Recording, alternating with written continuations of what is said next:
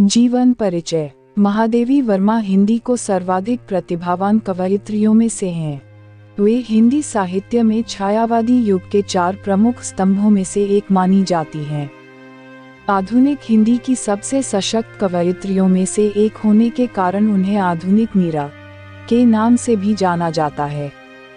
कवि निराला ने उन्हें हिंदी के विशाल मंदिर की सरस्वती भी कहा है। महादेवी जी ने स्वतंत्रता के पहले का भारत भी देखा और उसके बाद का भी। वे उन कवियों में से एक हैं जिन्होंने व्यापक समाज में काम करते हुए भारत के भीतर विद्यमान हाहाकार रुदन को देखा, परखा और करुण होकर अंधकार को दूर करने वाली दृष्टि देने की कोशिश की।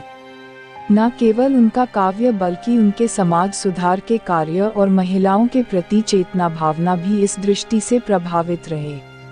उन्होंने मन की पीड़ा को इतने स्नेह और श्रृंगार से सजाया कि दीपशिखा में वह जन जन की पीड़ा के रूप में स्थापित हुई और उसने केवल पाठकों को ही नहीं अपितु समीक्षकों को भी गहराई तक प्रभावित किया। जन्म और परिवार। महादेवी वर्मा का जन्म 26 मार्च 1907 को प्रातः 8 बजे फर्रुखाबाद, उत्तर प्रदेश में हुआ। उनके परिवार में लगभग 200 वर्षों या 7 पीढ़ियों के बाद पहली बार पुत्री का जन्म हुआ था। अतः बाबा बाबू बांके बिहारी जी हर्ष से झूम उठे और इन्हें घर की देवी महादेवी मानते हुए पुत्री का नाम महादेवी रखा। उनके पिता श्री गोविंद प्रसाद वर्मा भागलपुर के एक कॉलेज में प्राध्यापक थे। उनकी माता का नाम हेमरानी देवी था। हेमरानी देवी बड़ी धर्मपरायण, कर्मनिष्ठ, भावुक एवं शाकाहारी महिला थीं। विवाह के समय अपने साथ सिंहासनासीन भगवान की मूर्ति भी लाई थी। वे प्रतिदिन कई घंटे पूजा पाठ तथा रामायण, गीता एवं विनय पत्रिका का पारायण करती थीं और संगीत में भी उनकी अत्यधिक रुचि थी।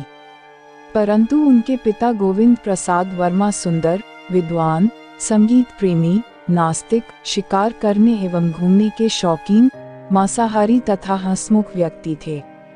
महादेवी वर्मा के मानस बंधुओं में सुमित्रानंदन पंत एवं निराला का नाम लिया जा सकता है, जो उनसे जीवन पर्यंत राखी बंधवाते रहे। निराला जी से उनको अत्यधिक निकटता थी। उनकी पुष्ट कलाइयों में महादेवी जी लगभग 40 वर्षों तक राखी बांधती रहीं। शिक्षा। महादेवी जी की शिक्षा इंदौर में मिशन स्कूल से प्रारंभ हुई। साथ ही संस्कृत, संगीत तथा चित्रकला की शिक्षा अध्यापकों जीजानी जानीजात शिक्षा की अध्यापकों द्वारा घर पर ही दी जाती रही।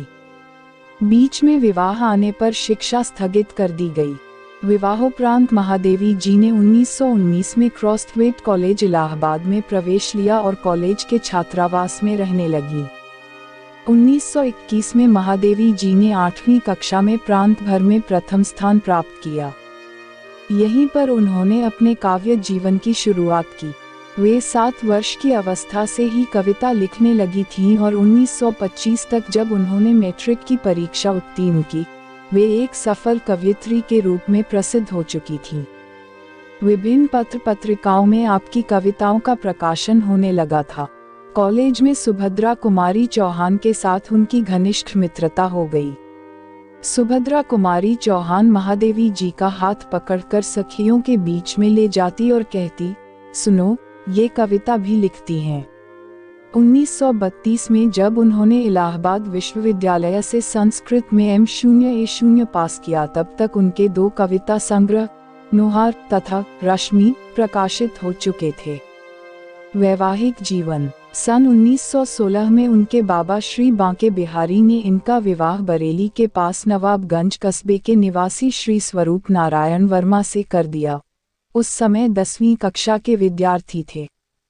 श्री वर्मा इंटर करके लखनऊ मेडिकल कॉलेज में बोर्डिंग हाउस में रहने लगे। महादेवी जी उस समय क्रॉसथवेट कॉलेज इलाहाबाद के छात्रावास में थीं।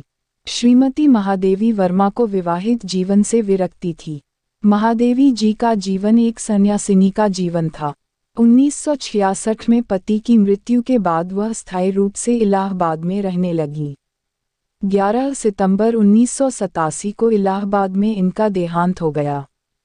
कृतित्व। महादेवी वर्मा की गणना हिंदी के सर्वश्रेष्ठ कवियों एवं गद्य लेखकों में की जाती। रचनाएं। महादेवी जी की प्रमुख रचनाएं निम्नलिखित है। निबंध संग्रह, श्रृंखला की कड़ियाँ, साहित्यकार की आस्था, क्षणदा, अबला और सबला।